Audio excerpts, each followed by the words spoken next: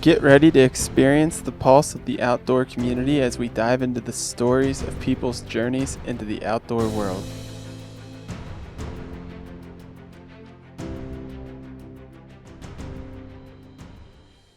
Hello and welcome to the Outdoor Pulse. I'm your host, Mitch Dean. Today we have Amanda Monthei on. She is a former hotshot, and we are going to dig into her story and how she got into the outdoor world. How's it going? It's going well. How are you?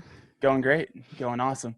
Excited to hear your Yeah. story and how you kind of got into the outdoor world and your journey, because it sounds like an awesome one.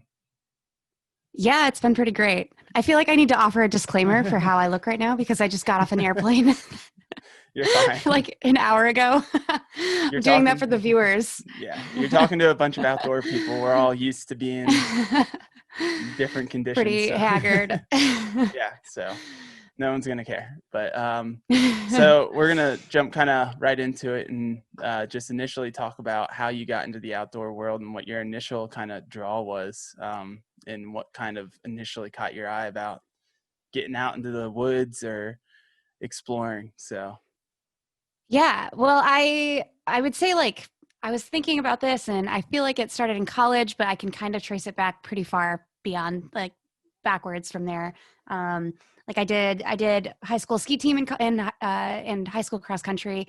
And I think like kind of learning how to be uncomfortable outside in the Midwest, running in the fall in the Midwest when it's like snowing, and ski racing in the winter when it's like pure ice or it's raining or it's negative 15 degrees and like everyone's kind of like, am I going to get frostbite today?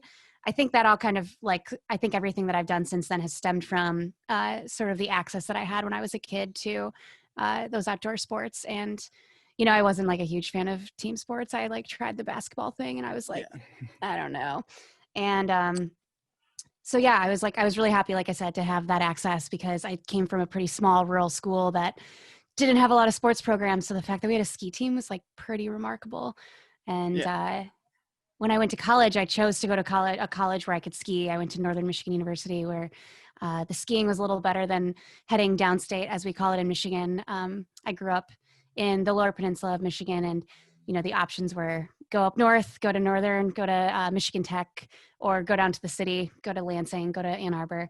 And those are those were better schools probably, but I ended up going to Northern because I was like pretty dead set on skiing.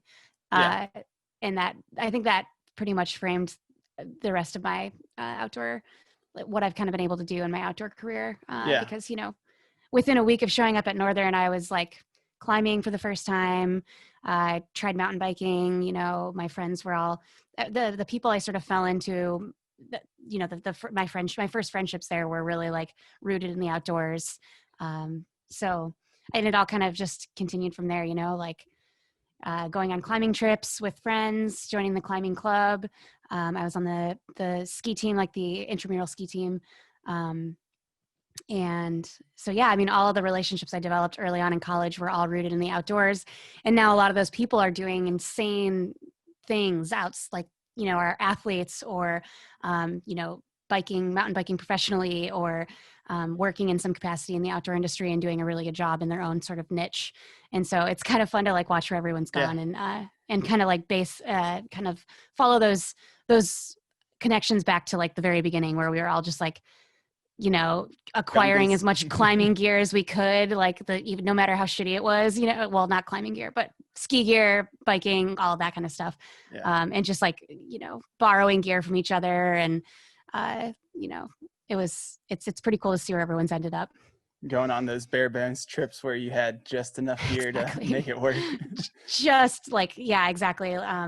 Yeah, putting together all of our gear, like, okay, I think we have enough of a trad rack that we can, we can do this route. But it was a great community to be involved in. And I don't climb anymore, but I really like the foundation of a lot of my outdoor sort of ambitions since college I feel like were really developed in climbing, because it was like the first time that I felt like I'm deeply uncomfortable doing something, because I've always skied. And so skiing doesn't feel uncomfortable to me anymore. It doesn't feel like I am, it feels like I'm kind of at a point where I'm not challenging myself as much anymore. But climbing was this thing that was like, this is really scary. I kind of feel like I might die. Like it's like this, like, you Yeah. kind of learn to like live with this sort of base level of stress while you're doing something. And I think that really framed the rest of what I have pursued in the outdoor industry. Yeah.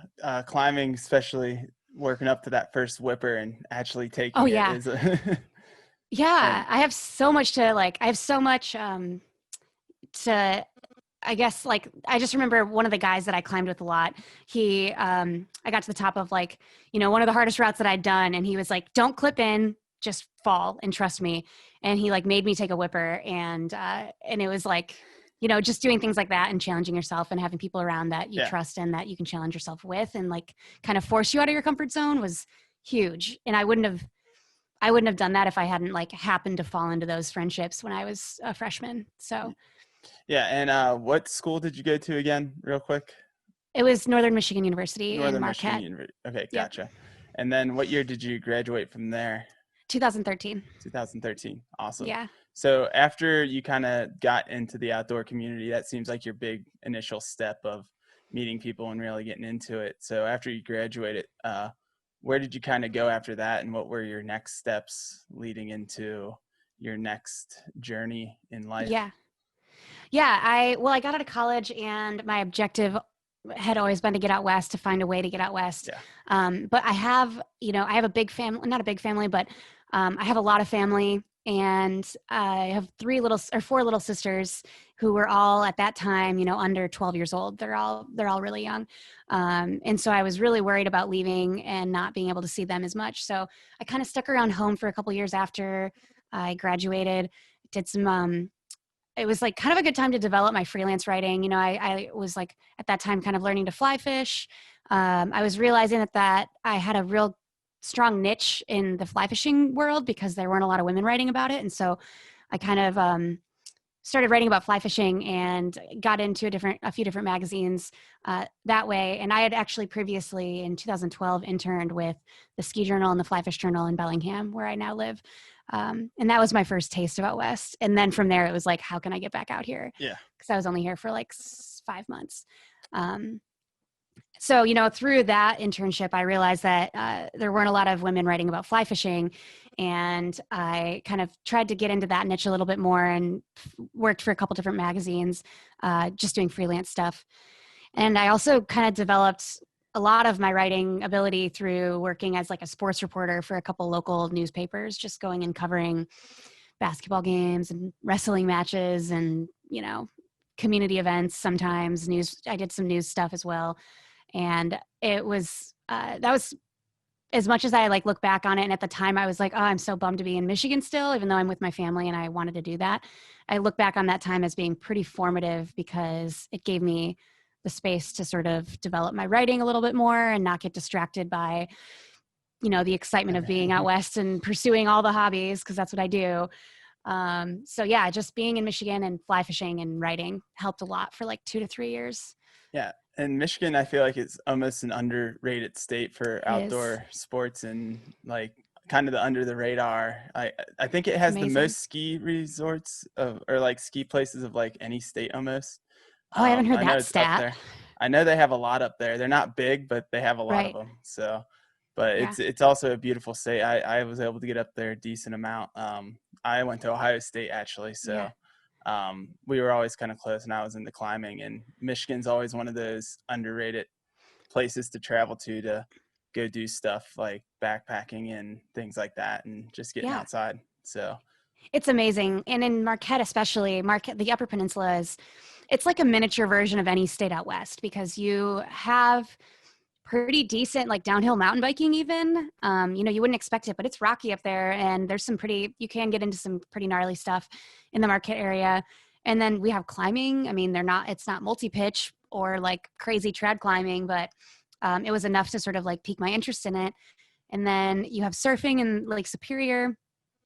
You can do almost anything in Michigan that you can do out west. It's just on a smaller scale, obviously.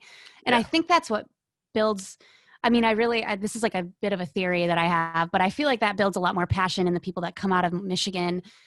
Just only looking at like the people that I know who have become professional athletes and stuff that went to school in Marquette. I'm like, I don't know, there's just something about having only these, tiny ski hills, or having only, a couple pitches of 5'10" rock in the entire state that really just like, I don't know, it really like instills something in you. I don't know what it is, but it makes you really appreciate it when you come out west. I feel this. I feel like that's just like a general statement on all people that get into outdoor sports from the Midwest, because you have so little to work with sometimes. And I came from Cincinnati, where I skied on a bump called Perfect Right. North Slopes, and I got out west for the first time. And after skiing on ice my whole life, it's like Yeah. there's more out there than just ice. Like, Yeah. so yeah, it and you just appreciate it just that little bit more that someone born into it uh, kind of can't experience, because they've lived it their whole life. Absolutely. Yeah. I'm a strong advocate for like growing up ski racing on ice and then going to the mountains and like skiing POW for the first time when I was like 26. I was like, whoa, what have I been missing? This is ridiculous. It'd be Yeah. amazing to grow up in that, you know? So after you moved back home for a few years, you did your writing, and you were working kind of with that. What kind of drew you out west for the first time? What was the first big pull to get you to finally make that move? It was fighting fire, actually. I had a couple girlfriends in college who fought fire, and I was always sort of interested in their jobs and their Instagram posts. They had like crazy photos of, huge smoke columns and helicopter rides and all these crazy images that I was like a little infatuated with. I was like, okay, if I'm this interested in this, I should at least consider it and maybe look Yeah. into it as a potential, because I didn't have much else going on at that time. I was just freelance writing. So I took a few classes, and I got a job in 2016 in Idaho on on a fire engine. And um, that was like my out. That was my gateway. So, and my parents weren't, it was like an easy way to be like, I'm going out west to fight fire, so it's fine. Like, it's not like super selfish. And so they were cool with it. And well, more or That's less, of awesome. course, my mom was like, really? After all of the like adrenaline fueled, shit that you've done, this is your next step. Okay. Yeah. Um, so moved out, worked on an engine, realized I didn't really like engines too much. It was just like not really enough work, especially in northern Idaho. It doesn't really burn very often. And it didn't really burn that summer.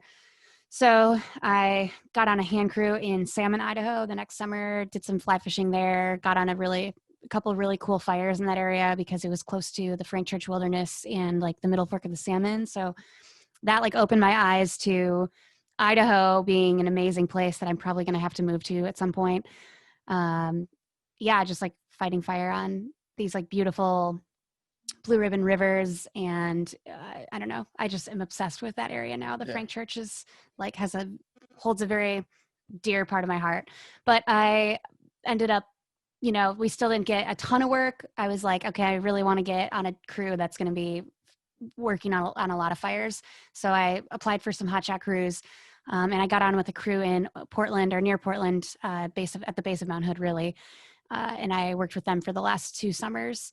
I didn't work in fire this summer, though. I loved hotshotting, and it was amazing. And I like probably would want to do it for another couple years, but it was getting to the point where I was moving so much, and I was going from Bellingham to Portland umpteen times a year because, I had friends up here that I wanted to see. And so on my days off, I would have 3 days off, and I would drive the 7 hours from Mount Hood to Bellingham. And it was exhausting.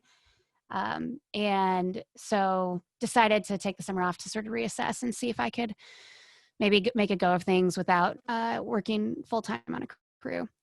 So yeah, Gotcha. that's where I'm at now. Gotcha. So talking about getting into hot shotting and the firefighting, if you want to dive into that a little bit and just talk about your experience during the firefighting and all of that, that would be awesome. Yeah, it was great. Like I said, I got on a hotshot crew because I was really interested in seeing more fire. Whereas on a lot of crews, you end up going out 3 or 4 times a season. On shot crews, you can expect to go out like 7, 8 times a season. And then you're kind of working pretty much from June till October and constantly sort of engaged in something, whether it's like actively working a fire, fighting fire, or kind of like staging and being in places where there's potential for fire, or doing prescribed fire, prescribed burns, training. It was like a good level of engagement for me, and I really liked it. It was just not conducive with like maintaining relationships or like Yeah. maintaining sanity. And like I miss it so much though, and I'm jobs are coming up here in the next week or so. I'm probably going to apply to some for next summer because Gotcha. I do miss it, but we'll see what I end up actually doing. Yeah. So for most people, I feel like listening to this probably do know what a hotshot is, but if you just want to explain the difference between a hotshot crew and another crew, real quick, just for Yeah. people that don't understand exactly what you're talking about right now.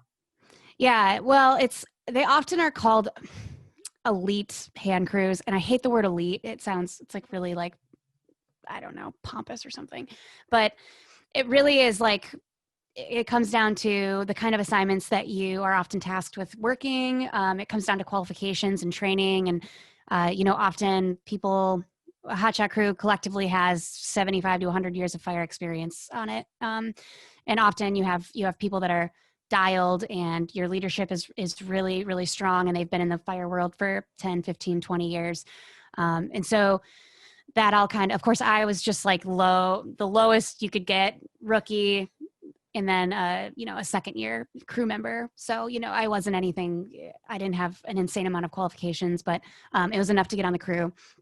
And then you're just surrounded by people that really know what they're doing and can handle almost any situation that's kind of thrown at them. So whether that's a tough assignment where we are doing like a huge burnout, for example, burnouts are one of the most I guess one of the assignments that we're most commonly used for is where we're kind of fighting fire with fire. We're using fire to sort of take the fuel away from the main fire.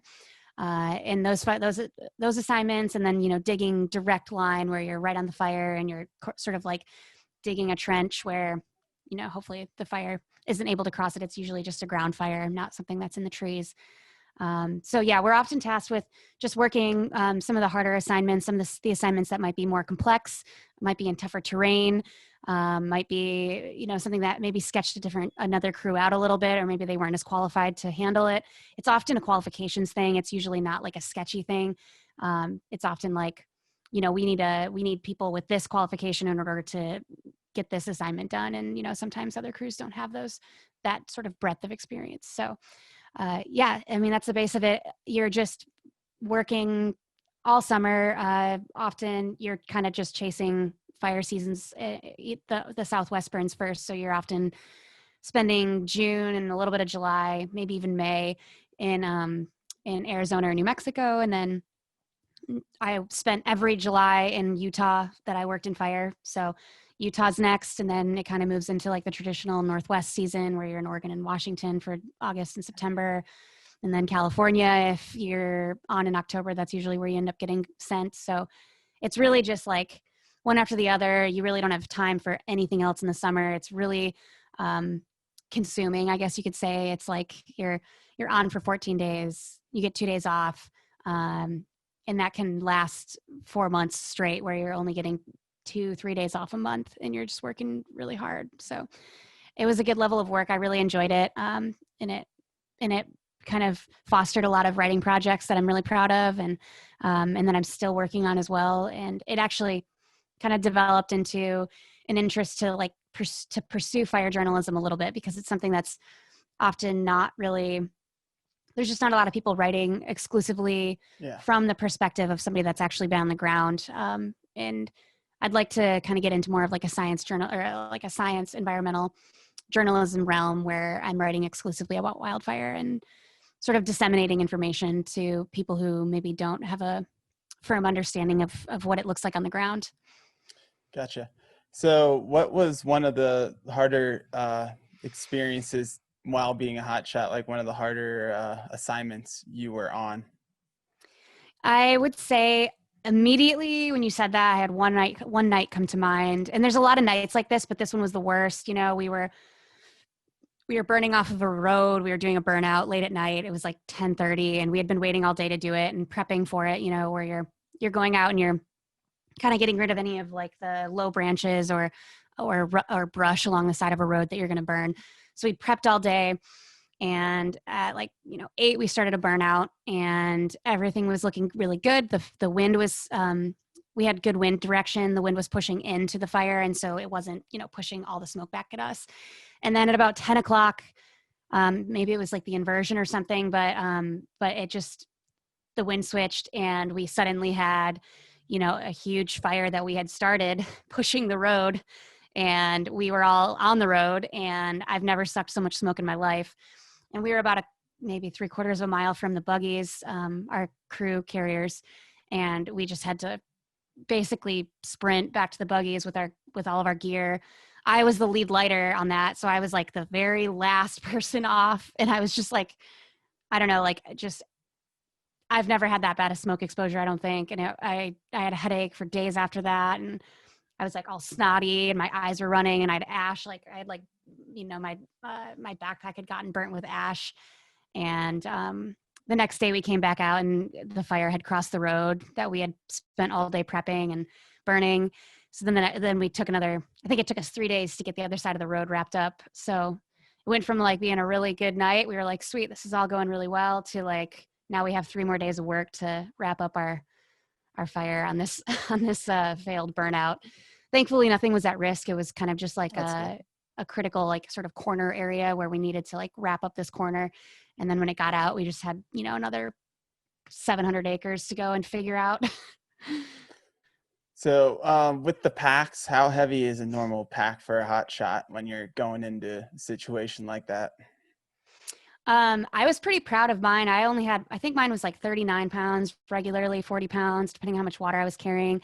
That changes when you add, last year I was on a saw a little bit last year, and then you add like some of the saw stuff, tools to fix the saw, and you add a little bit if you're you add a lot actually if you're an EMT. Our EMTs carry first aid kits, pretty like a 10-person first aid kit essentially, which can be up to like 10-12 pounds. So EMTs can carry up to like 52 to 53 pounds. My pack was generally in like that 40 to 45 range. 45 is pretty much the generally what you're carrying, but we carry like 5 quarts of water with us at all times, and we try to keep those full. I can go through 5 quarts of water in a half a day of hard work, but we often carry big things of water with us. And that's like not a fun assignment to get, or not a fun task to have when you are already carrying 45 pounds and then carrying like another 40 pounds of water. And then chainsaws and tools. But the saws are, 20 pounds. And then the saw partner has to carry the fuel and the oil, which is like 25 pounds of fuel Gotcha. and oil. Gotcha. So what was the most surprising part about being a hot shot to you? Like something that like getting into it you weren't expecting really, but kind of caught you off guard, I guess. I could have probably assumed this, but you get into it and you're expecting the work to be hard, and you're expecting to like, be fully engaged all summer and to not really have a lot of time off. That was all expected and kind of par for the course.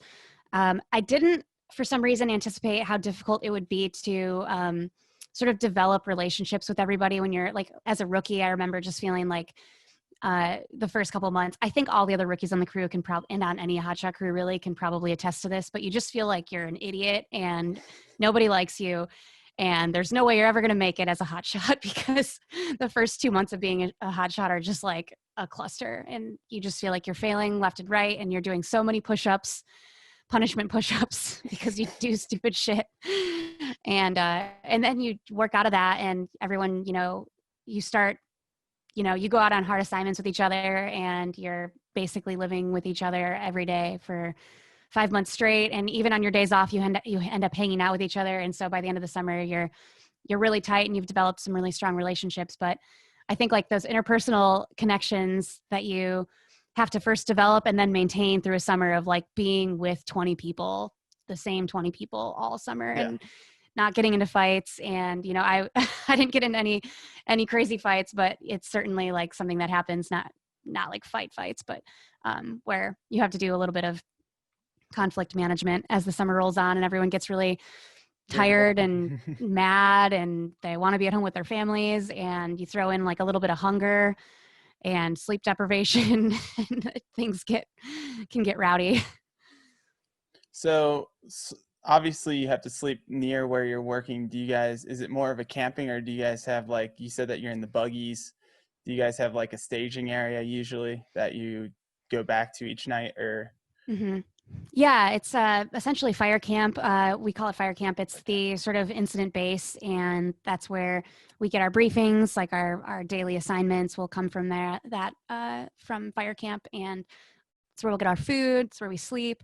If we're really lucky, we get to spike out, which is where we get to camp closer to the line. A lot of the time, fire camp is an hour or two from the line because you're on forest roads and buggies go slow, and it takes a while to get out to the line. So sometimes if you luck out, you get to sort of just go camping with your crew and go camp on a ridge line somewhere, or find find something closer to the line itself. And that's always pretty fun, except that it often requires you to eat MREs or some other weird Yeah. food concoction that they come up with.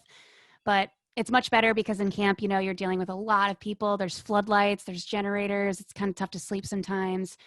Car horns. Oh my God, car alarms. Sprinkler systems. That's a funny thing that always happens because we stay in like fairgrounds or soccer fields or places that often have sprinkler systems, and they wake us up at like 3 a.m. We're all just getting drenched. That's happened a couple times, but yeah, so it's much more preferable to be out and closer to the line and kind of doing our own thing. Gotcha. So moving on a little bit from that aspect of it, what was, I guess, your favorite part about being a hotshot then, and what kind of drawn you back to possibly applying again? Like, what is the draw to you? I Where does think that? it's hard, but I would say definitely the camaraderie. You develop really strong relationships with all these people, and you're just like I was saying earlier, you're just working hard with a big group of people that you become something like family with after a certain point. Um, miss that. I do miss just constantly being sort of engaged in something, and like it's you don't have time to do anything but work and sleep and eat, and I love that. I really like thrive on environments where I'm just digging line all day. I like kind of love that. Yeah. I'm a little ADD, and I feel like that really like calms my crazy sort of sometimes chaotic mind. Just sitting there and doing a monotonous task. I say monotonous, but really it's usually like a spectrum. It can be very monotonous. It Yeah. can also be like, this is crazy, like we're running and gunning doing crazy stuff. But yeah, there's something about manual labor that just like it's really conducive with writing. I feel like I have to have a mix of both in order to do my best writing. I have to sort of have a mix of both. I have to be able to go out and get all my like physical energy out somehow. Yeah. So moving on to the fact that most hotshot crews are obviously, it's a little bit male centric, and Mm-hmm. being a female in that world, if you wouldn't mind talking a little bit about, being a female in kind of a male dominated sphere of the hotshot world, that would be awesome. Well, I had the privilege to be on a crew that was, that was really progressive, and they hired a lot of Yeah. women. And I was really grateful for that, because I think being like the token female on a crew would have been really hard. And there's a lot of women that fill that role on a lot of crews across the country where there's only one woman, and they're kind of like, the girl on the crew. And I really appreciated having 4 women on the crew, because it felt like we weren't just women on the crew. We were like crew members. We were part of the crew. I think any woman will tell you that is hopefully how she feels on her crew. I hope. But at a certain point, if you're doing the work, and if you're training hard, and if they recognize that you are, fit enough, and that you've done your work to be there, and that you have a good head on your shoulders, like they respect you just like anybody else, on my crew at least. And there's definitely a variance of experience in that realm, I think, for a lot of women, but I was grateful to be on a crew that, yeah, like as long as you were keeping up, as long as you were doing what you needed to do, as long as you were uh, volunteering for, you know, volunteering for things and proving that you wanted to be there, they treated me like everybody else, which was great. So yeah, I was grateful for that. But I think in general, you know, there's only, I don't really have any qualms with being a woman in fire. I think the one thing I can say is, you know, a lot of the time the guys will be like, let me fix that for you. And it's, or, you know, like, let me do that for you. And it's like, oftentimes I get on my little high horse and I'm like, no, I want to do it. I want to learn how to do it myself. Or, you know, if I don't do it myself this time, then when am I going to learn? So whether that's fixing saws or, um, you know, whatever it is, doing something like lifting something heavy, you know, it's just like, let me at least try, let me do it, and let me see if I can do it. You know, the only way that you guys learned how to do it was by trying it. Uh, so yeah, I think that's, you know, that's like one very little qualm that I've recognized in the fire world that, that I often like had a little bit of like a, I definitely got on my high horse about that a little bit Yeah. sometimes. Like, yeah. But Yes. other than that, you know, I don't know. What were you going to say? I was just gonna say that's an awesome like thing to kind of go after, because there's not many females that would even want to even be up for the task of trying to get onto a hot shot crew, or even think that they even have a chance of even being on one. So kind of going out there and showing that you belong is an awesome thing to kind of show, and kind of to be like a little bit of a role model to other like girls out there, and show that you guys can do just the same thing as all these guys out there on the crew. Yeah. Yeah, and I think, you know, in speaking with a couple women who have done this job for a long time and who were doing it back in like the 70s, I've done a couple stories on women who were fighting fire in the 70s on hotshot crews, were some of the first women to do so. And I think it's often overlooked what women bring to the table too, you know, like what we might lack in brute strength or like the ability to lift heavy logs, we make up for in other areas, whether that's, you know, these sort of soft skills that everyone always talks about. Like maybe I can't lift a 45-pound log while holding it while, you know, I have a 45-pound pack on. But I think there are sort of like those interpersonal skills. I think there's maybe an added amount of like maybe empathy for everybody's condition. You know, Yeah. I think women leadership, especially in fire, kind of recognizes that you're doing hard work and you're doing it. You haven't seen your family in a long time, and you're often sleep deprived or hungry or exhausted or in some way maybe not working at your highest level, and to recognize and to sort of work around that and to not expect you know have high expectations, but maybe set your crew up for success by kind of providing a little bit of that empathetic, like maybe we shouldn't be doing this specific assignment today. Maybe we shouldn't be burning off this line that's really super steep or that is like really high consequence. You know, we're on day 14. Maybe we need to reassess and take things a little easier or whatever it might be. But I feel like women kind of bring these soft skills and certain things to the line that are often overlooked as being beneficial, when in reality you kind of, those are really really necessary, and that those things can contribute to better decision making and maybe a little less ego and things like that. That's an Yeah. overgeneralization. Like women can have ego too, and Yeah. women can be very unsympathetic, but yeah, I think that's a generalization Yeah. of women in fire. Yeah. I get where you're coming from with all that though. And obviously, yeah, it depends from person to person. You know, we're all different, but in general, I would agree that I can see exactly how that would, you know, Hmm. guys can have a little bit more of egos and think, Yeah, yeah, we can definitely do that today. In reality, it's exactly. like, nah. Yeah. And I So think it's consistent across anything yeah. outside. It's consistent in biking. It's consistent in climbing. It's consistent in mountaineering, in avalanche training, or in, you know, in backcountry skiing. Yeah. Um, I think those sort of human elements, we call them, are a critical thing that every person in the outdoor industry should look at and consider, and, you know, consider bringing a woman along. Gotcha. So, do you have anything else that you want to kind of talk about with the hot shot before I move on to your skiing and fly fishing and other parts of the outdoor world that you are into? No, I would just say, you know, it's like hot shotting has brought more value to my outdoor experience and to my life in general than anything else I've done. And I've been really grateful to have that and to be able to have had those experiences, whether or not I continue doing that in the future, but I've been really grateful to have that sort of on the ground experience um, and see the sort of the West in a different way, I guess. It's been pretty Gotcha. awesome. Yeah. So moving on to the next, do you want to start with skiing or do you want to go into fly fishing first? We What can do would fly you fishing first. hop into fly fishing first? Sound good. Yeah, why not? So when you got into fly fishing, when was that exactly? I would say like 2011, maybe 2011. 2010. Yeah, I had an ex-boyfriend who was really into it, and I was like, fine, I guess I'll fly fish. And I like kind of hated it for like 3 years. But then I got that internship at the Fly Fish Journal and kind of recognized I like really enjoyed the culture, like the fly fishing culture once I kind of got into it a little bit more. And of course, when I came out west too, I was like, oh, I see now. I get why. I mean, Michigan fly fishing is amazing, and actually, Yeah. that's where I learned everything I know about fly fishing. So I can't say anything bad about it. I love it. But yeah, coming out west for the first couple times and fishing in Montana and fishing in Idaho, I was like, oh, I get it. Okay, fishing is cool. So getting into fly fishing, you got in, was that right after college for you then? Or was that like right before you ended It kind was of like during college, yeah, like during? 2011, I think. Yeah, like the summer of my maybe junior year, I kind of got into it a little bit more.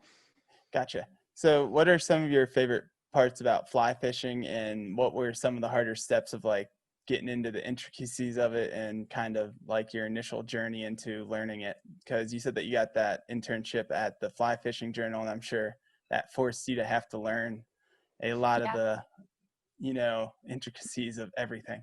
totally. Yeah, I would say the most difficult part was learning from I'm like I learned a lot from the boyfriend who taught me how to fly fish, and I like am immensely grateful to him for teaching me how to like double haul and spay cast. But it was difficult because it was a lot of what I was saying earlier, where he was like tying my flies on for me and kind of Yeah. doing all my knots for me and setting my rod up for me. And I didn't learn anything about setting up my own stuff when I was, in those first couple years. And so, um, in like 2013 or 14, when I started kind of fishing on my own, I was kind of starting out from ground zero. I was like, I don't know anything. I don't know how to set up a rod. I don't know what fly to put on. I don't know, how to fish this specific area. And so it was a lot of just like kind of starting out from the beginning. And it was empowering though to learn it on my own finally. And that was ultimately what made me stay in it, was that I was forced to sort of learn it on my own terms. Um, but yeah, other than that, I would say the technicality of it is certainly intimidating at first.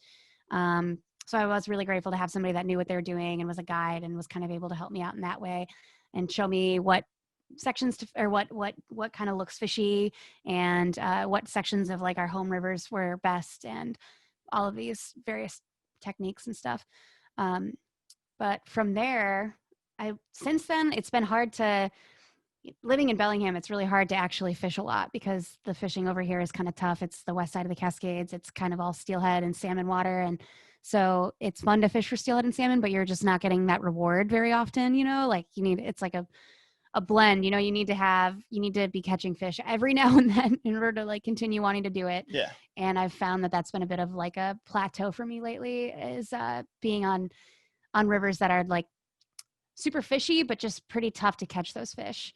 And I don't travel super often to fly fish anymore. So I'd like to change that. I mean, that's really been a direct result of being in fire for the last 4 summers, is Yeah. not being able to fish as much. So What makes the difference between so you said that the rivers are fishy, but it's harder to catch the fish. What makes it that way specifically? well, the fish are a little pickier, there are fewer fish, vastly fewer fish, and they're bigger fish.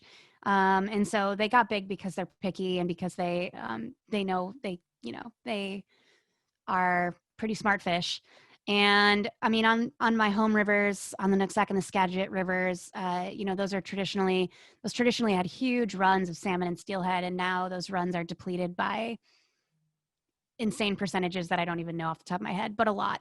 Like on the Nooksack last year, I think they had like 7 steelhead returned to the hatchery on the Nooksack. So numbers are insanely low, and you don't even want to fish for those fish because there's Yeah. a lot of them are fish that have, I mean, you don't want to hurt those fish. You don't, there's so few of them that it's like, you start to wonder if it's worth it. And so, yeah, I mean, so these fish, these rivers are, they're beautiful steelhead rivers. They're beautiful. They have beautiful fish. It's just that the fish are so few and far between that it's tough to catch them. And when you do catch them, you just like feel bad. You're like, oh, I'm sorry that I'm doing this Yeah. to you. Like, you're such a beautiful fish and you've been through so much and I don't want to hurt you.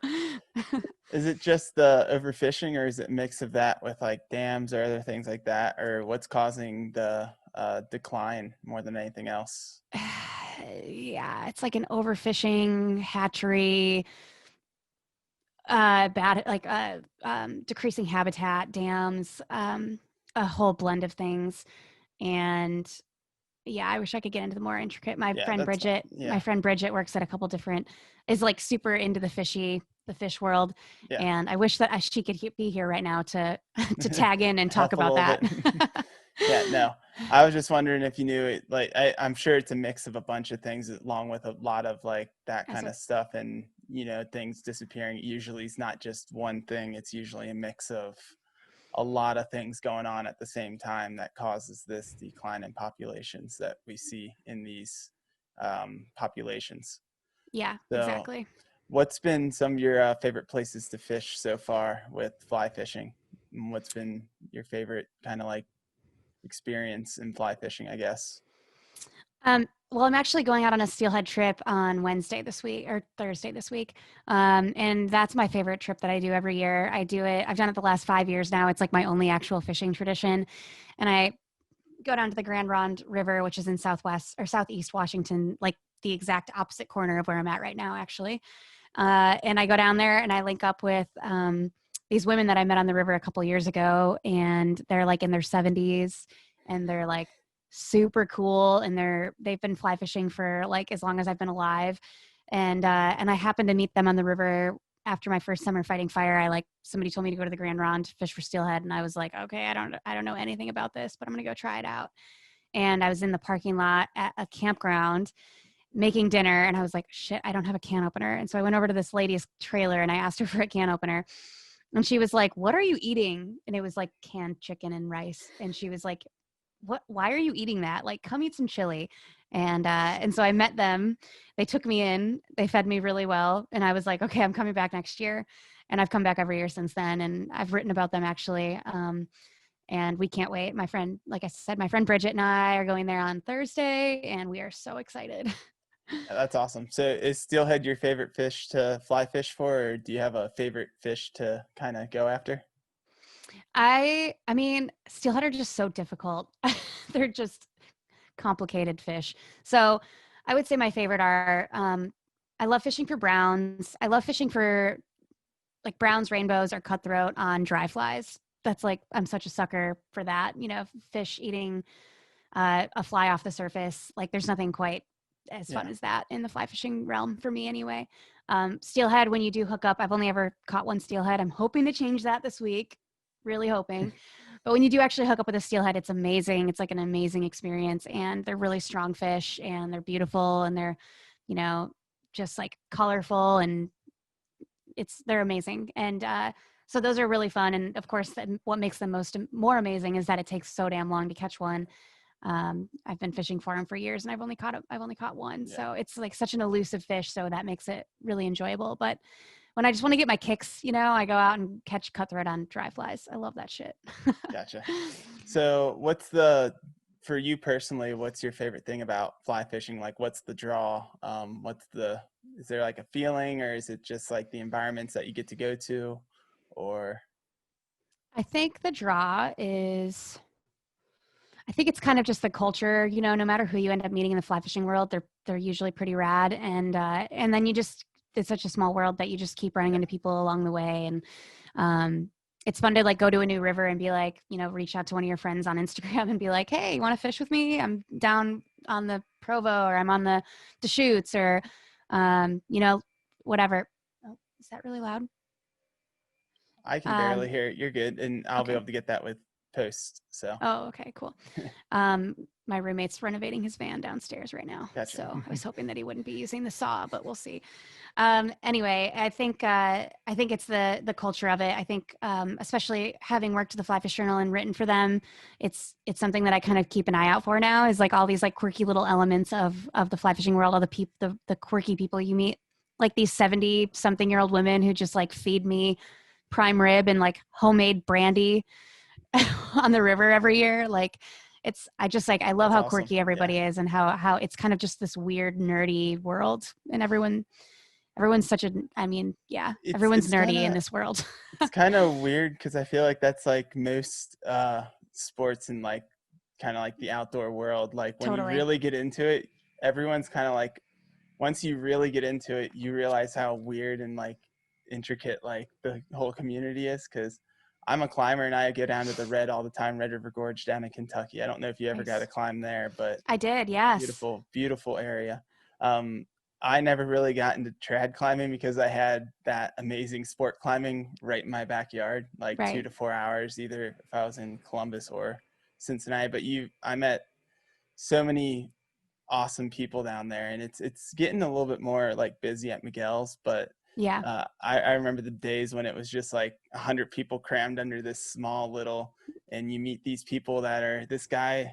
I remember the craziest one was this guy quit his job over in Spain, was doing a climbing trip across the US, and this was one of his final stops. I So love it. we exchanged alcohols and just sat there and drank and talked about climbing all night. And those are the I feel like that's such a prominent part about like so many parts of the outdoor community. And it's one of those awesome things that I feel like everyone should get to experience, but you know, Totally.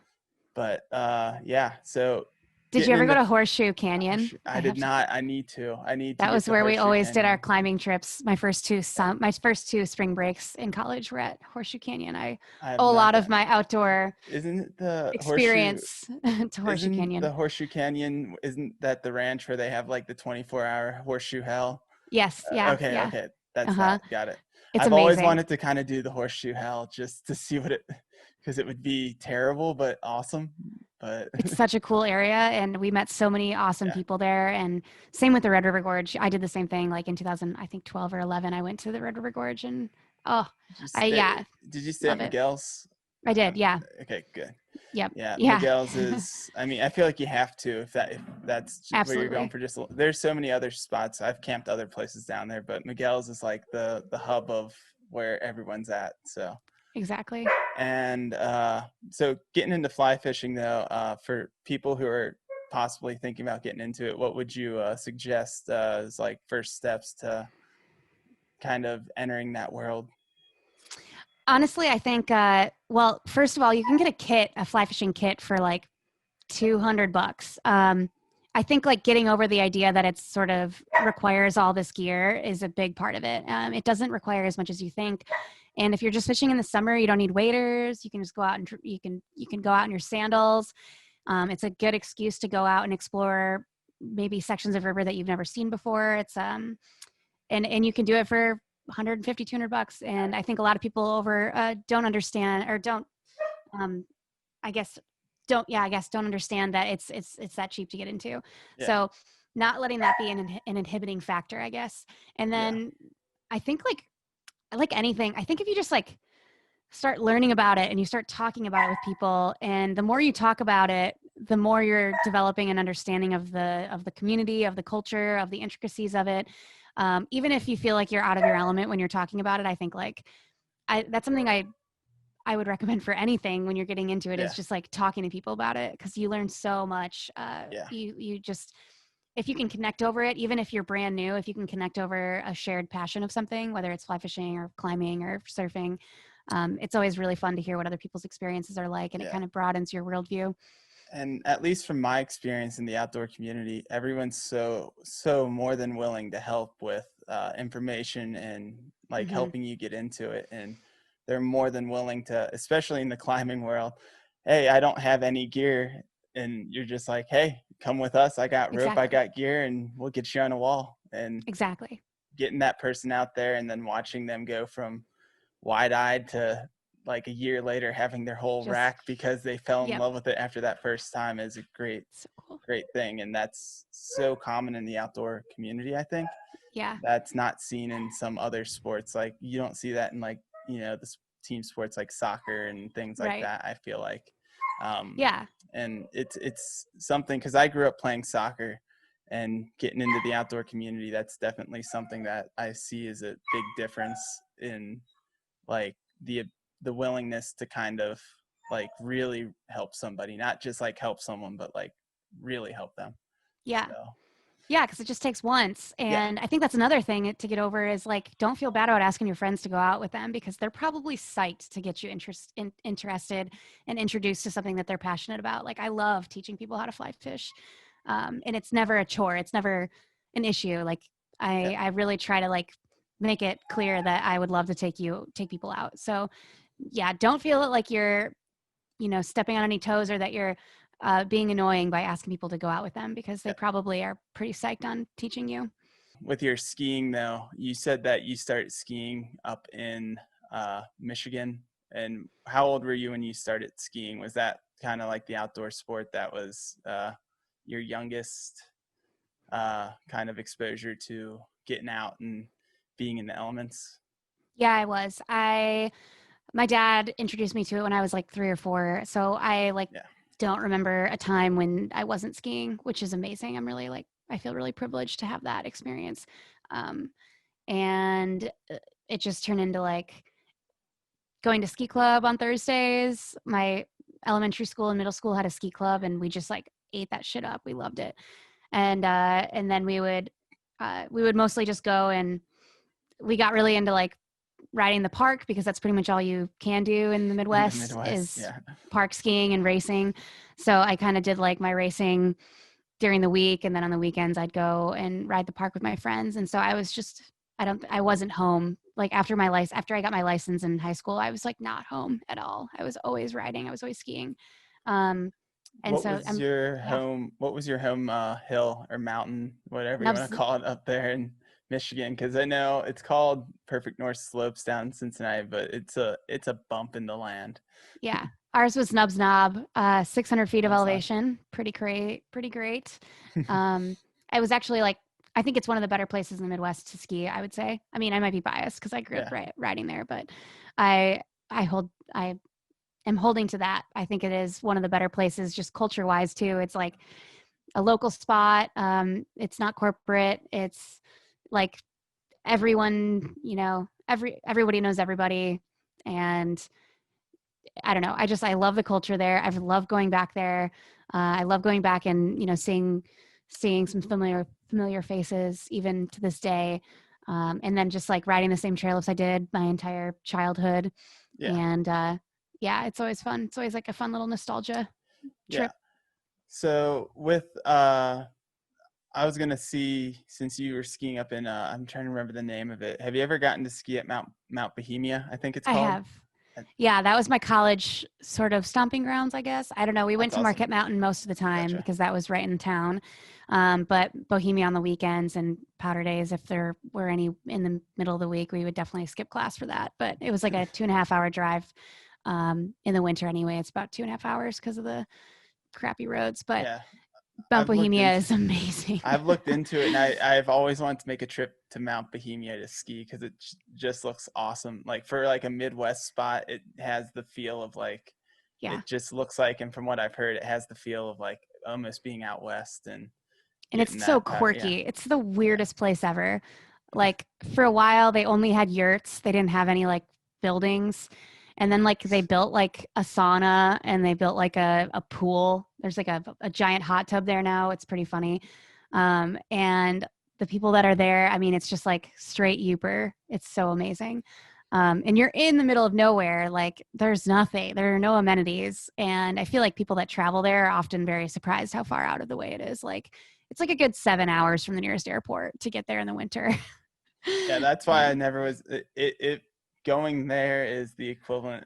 It would have been a hard trip for me to make, and I had to choose between that and going on my yearly trip out west in college because poor college student, you have to make your choice between what yeah, trips you do and where feel you put that. your times. So Well, if you Um, ever make it, yeah, get up there. It's like very worth it. It's such a funny place.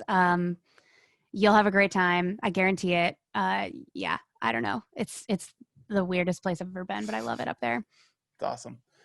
So you started off skiing at places like that, and then obviously in college you just said that. So, and did you continue pretty seriously? Like I know it was just like the ski racing, like the intramural, but what was it still pretty serious for you with the racing and everything? No, No, not at all. just kind of just a fun. I oh my gosh, I only did it my freshman year because Yeah, it was kind of spendy. You yeah, know, we had to pay for hotels and yeah, tickets everywhere, and um, it was very spendy. And what I ended up doing was being a college freshman and just like getting too drunk to race effectively, yeah. and missing gates and being too hungover to race and any number of things. And I just was Normal. it was it was like an excuse to party, and I had a blast. I will Yeah, say it was very fun. I just didn't get a lot of really good ski racing yeah. in. No, I know from the ski club and the ski team at Ohio State, it was alcoholics that skied every now and then is Yeah, what they we were claim to more of a be. drinking team than a racing team, whatever that. Yeah, Yeah, yeah, but I think it's still I met a lot of people through that I'm still friends with, yeah, and I think it gave me like the foundations. I'm just glad I ski raced because I feel like it really gave me a strong foundation for um, skiing out west and just having like yeah, good form and feeling strong and feeling confident, I guess. yeah. So after you got out west, how long was it before you finally got your first taste of like backcountry skiing? Because I know that's one thing I'm looking forward to really getting into and getting to Hmm. experience. Because I've skied like the steeper stuff inbounds, but I'm looking forward to actually being able to get out to those areas that are a little bit harder to get to, take some work and Yeah. hitting it. My season after my first fire season out here, so 2016, 2017, I got a mountain collective pass. I felt like I was just rolling in the dough. I was like, oh my gosh, I get to get a pass out west and I'm going to like travel around. And I was able to use that to go ski a bunch of different areas and kind of get a taste of where I wanted to sort of land. I didn't end up landing in any of them. I ended up in Bellingham, but nonetheless, I spent a month in Canada skiing like Revelstoke and Lake Oh, that's Louise and awesome. Whistler, and just like farting around up there. And it was really funny. I went up there with some girlfriends for a week. So it wasn't a month. It was like 3 weeks, but I went up there for a week with some friends from Seattle. And then when I was up there, I ran into some college friends in Rocking. No, where was that? Golden, I think. I don't know. Anyway, somewhere near Revelstoke, I ran into some college friends and they were like living in their campers and just skiing Revelstoke and kind of farting around in that area. And so I just like tagged on with them and like slept on one of my friends' bench seats in their camper next to like the table, and stayed for another week and a half. And they all had their sleds up there, and so we got into some backcountry. That was my first time skiing the backcountry. Um, it was like really mellow, really mellow zone. They kind of gave me like I hadn't taken an Avi class at that point, so they gave me a book to read, and they're like, okay, read this while we drive to the mountain. And so I did some light reading, and they gave me like a little refresher, and gave me a beacon to borrow, and basically gave me intro to backcountry skiing in like a really mellow zone, low avalanche danger day, near Revelstoke that was sled accessed. And I did so bad. I remember just falling all over the place. Like the I don't know if it was maybe the skis that I had, but they were definitely not wide enough. And I was just I was just going like head over heels all day. Like I kept just like tumbling. I couldn't get used to deep snow, and it was kind of wet snow too. So I was just like out of my element. Um, and then from there, I went to visit some friends in Missoula and Bozeman, and went and skied Bridger on a day when they had like 3 feet of snow. It was like a Monday, so there weren't that many people up there. And I think that was my first time skiing powder and actually being like, oh, this is why people ski powder. Because the first Yeah. time I skied in Revelstoke, I was like, ugh, I don't like this. And then at Bridger, it was like light, like beautiful. It wasn't the wet snow like the first time. It was beautiful, and it Yeah. was like so deep. And my friend knew where she was going, and so we went out and skied. It was like kind of my first time skiing powder, and it was amazing. And that kind of like got me good and hooked. And then I Yeah. went and spent a month and a half working at Alta because that was also on the pass. And so I went and visited a friend at Alta from college, of course. And she convinced me to just stay there and get a job working as a barista. And so I got a job and slinging coffees and got a free pass out of it for the last month and a half of the season. And it was like time of my life. So much fun. And then I ended up Yeah. in Bellingham the following winter because I took a job with the Ski Journal. And then what kind of skiing is there up in that area of the country that you're in? I'm near Mount Baker, and Mount Baker. Okay. yeah, Gotcha. I love it up here. It's definitely the most, like, when I first showed up, I was like, oh my gosh, because I had not really skied that much powder. That's like all we get here, and it's kind of Cascade concrete, you could call it. It's a little sticky, A little little wet, wet. A little wet. but Yeah. we still get our rare like champagne beautiful pow days. But also, getting used to that initially was tough, and then learning the sort of ins and outs of work of traveling the backcountry and getting my Avi training and kind of working more into the backcountry realm because the backcountry access at Baker is really good. Um, I just kind of continued transitioning into that, and I think I like Baker the most out of any place I've ever skied, and it's kind of why I'm still here. It's very challenging terrain when you first show up after being from the Midwest and kind of skiing a lot of areas that aren't super cliffy, like Yeah. Alta is like pretty wide open. There's not a lot in the way of tree well potential or cliff bands to avoid. And Baker is just like, if you don't know where you're going, there's a good chance you're going to get cliffed out and have to hike out, which I've done like 3 different times now. But I feel like I've got a better idea of where I'm at Baker now after 3 seasons. I hope I don't ever get cliffed out again. Um, yeah, it's just really challenging. It's like it really humbles you when Yeah. when you first show up after thinking I don't know, thinking that your one season of skiing out west was enough to prepare you. You're like, oh gosh, this is way out of Yeah. my element. Yeah, I'm looking forward to my first full season in the mountains. Hmm. I got passes to A Basin and Loveland right Cool. in the mountains. So Nice. plenty of big terrain and good Hmm. time waiting for me. Yeah. And I know A Basin's already said that they're not I think they're gonna limit the number of passes that they're selling, but they're not gonna have a what's it called? Like a reservation system. Reservations. Yeah, so Yeah, I won't have to that's worry good. about that there. And they got the new lift, which it goes the same speed, has the same number of the Pali lift, the Palavici. Oh, So nice. I've not skied at A Basin yet. All my skiing so far has been at Aspen, Copper, and Steamboat so far here in Nice. Colorado. So, have you gotten to Colorado at all for any of skiing there, or has it all been in uh, Alta or up in where you're at now?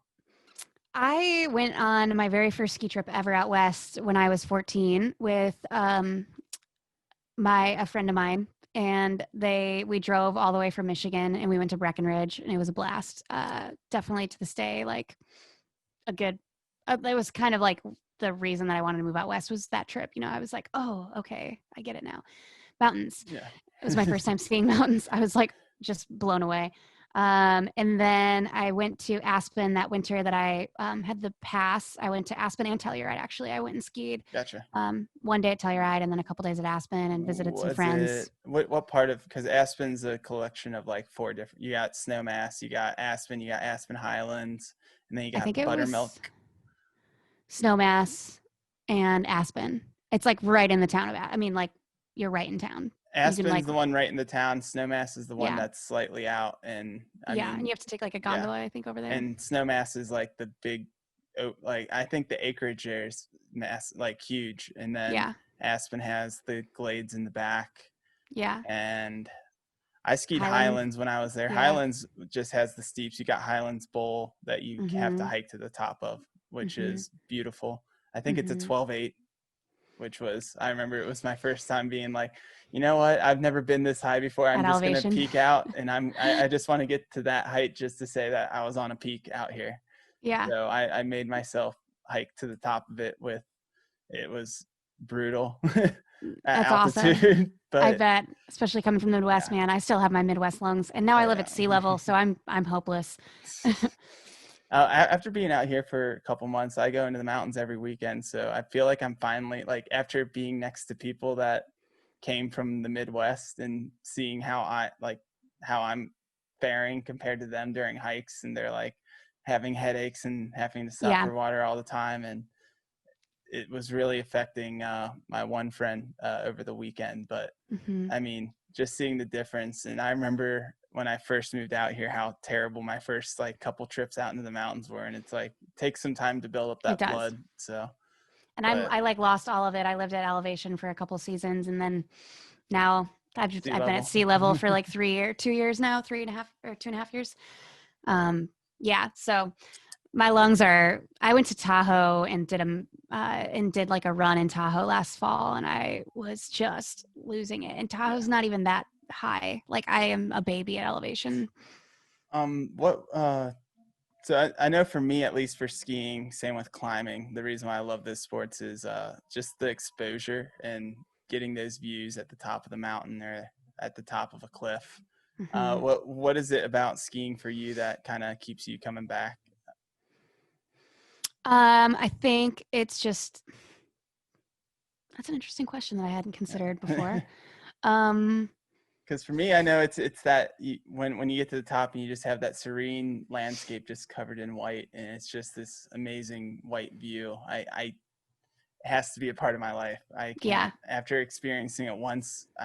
My first trip was my freshman year, and I remember after that, I'm like, this has to be a part of my life, like every year. yeah. So It's such a blend because, I yeah, think about like skiing at Baker, how amazing the snow is, how awesome it is to like the culture up there is really strong. And so, you'll be skiing under the chairlift like first run and like you'll have people like hooting and hollering above you. And, when you're on the chairlift, you're like hooting and hollering at everybody.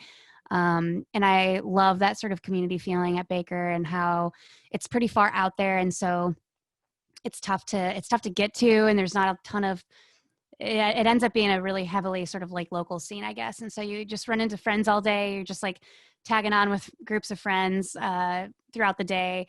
And no matter what, you can just go and like find, uh, I mean, they just get so many good storms up here, and the powder's amazing. The feeling of powder is amazing.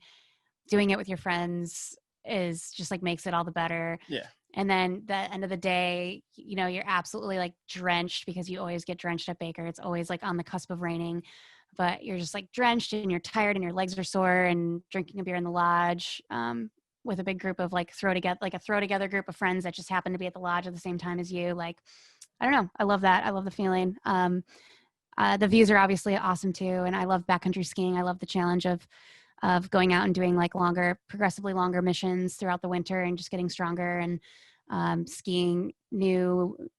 I think another thing at Baker is skiing new and challenging lines. Like there's always kind of something more, something bigger that you can kind of push yourself on. So it's always kind of like a stepping stone. There's always more. And I love that about Baker. On like, low avalanche days, there's always kind of like some big missions you can go out and do. And uh, there's more than enough. There's just so much terrain and so many options there. It's awesome. awesome. Then just ending on like Hmm. two questions real quick. Do you Yep. have a dream trip or a dream kind of excursion or dream place that you want to get to for any of these activities that you do? Oh boy. Okay, I've always wanted to go to Go ahead. Iceland for fishing, to fly fish. They have huge browns, sea run browns. And Iceland just in general seems really cool. Yeah. I can get down with the hot spring vibe. I just feel like I would fit in there well. Um, skiing, I should think more about this. I don't know. I think a dream, not a dream trip, but a dream that I have in skiing is to maybe try to do a free ride world tour event at some point. Just kind of like see how it Hmm. goes and kind of Yeah. push myself in that way. Um, whether that's like in Canada or somewhere in the States. Um, I think lately I've been like daydreaming a lot about surfing. I like surfing a lot. So right now I'm daydreaming about going up to like Tofino to surf because it's so close to me, but so far because the border is closed. How long have you been surfing for? Only like 2 years, 3 years. 2 years. I'm terrible at surfing. Yeah. Don't make any presumptions about how good I am at surfing because I'm not. But I love it. And it's like probably the first hobby I've gotten into that has been relatively easy to progress in because it was fun from the very beginning. Like fly Yeah. fishing was kind of tough to get into because it's not super fun when you don't know what you're doing. I don't remember learning how to ski, so that doesn't apply. But in mountain biking wasn't super. I was like, at first, I was like, I don't really know if I need to get into this. Seems expensive and kind of broy. Now I love it, but surfing was like right from the get go. I was like, I don't even care how destroyed I'm getting in the waves. This is really enjoyable somehow. So yeah, I'm kind of like trying to get as many surf trips in as I can while I'm still living on the coast because I don't know how long I'll be living on the coast for. Yeah. So is that like your only like I guess ocean sport, so to say? Yeah, I don't have any Gotcha. water sports really. Just Yeah. surfing. Yeah. I think when I get older, I'll probably get into sea kayaking, but I think I'm too young. I don't know. I've got too many other things going on right now for that. Yeah. Too many hobbies. Yeah. And then mountain biking, you've just been kind of doing that since, Dabbling. yeah, dabbling since college. Yeah, I, since moving to yeah. Bellingham, really, because I recently moved into this house, and it's like 2 minutes from Galbraith, which is like an insane biking trail Yeah. system. And then, of course, there's tons of other trails in this area, really close by.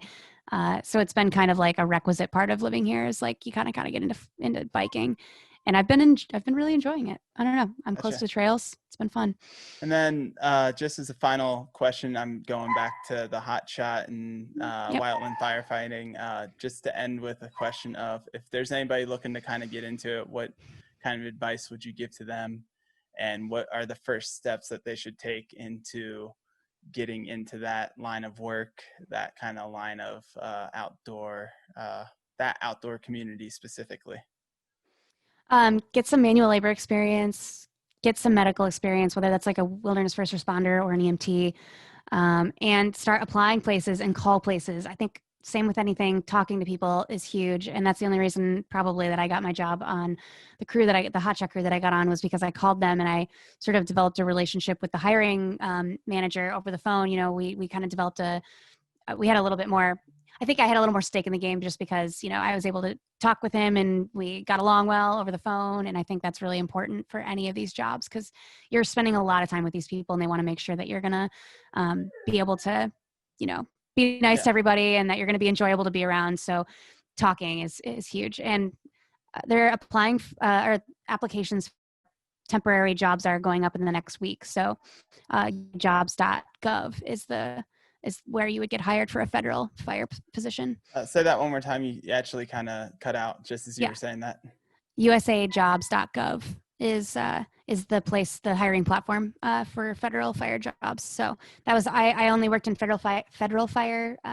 You can also find jobs on state crews like Washington DNR, Oregon Department of Forestry, or something like that. But I liked working for the feds. It was I liked it a lot. Gotcha. Cool. And then do you have anything else that you kind of want to end on and say? I do not. We touched Awesome. everything. Yeah. Awesome. We covered all the bases. Good. Awesome. Well, it was great getting to hear your story and how you kind of got into all the different niches that you are in the outdoor community, which is kind of a little bit of everything, it feels like. I So know all of it. I have too many things going on, too many hobbies. I really need to start cutting things out. not a bad thing. It's a good thing.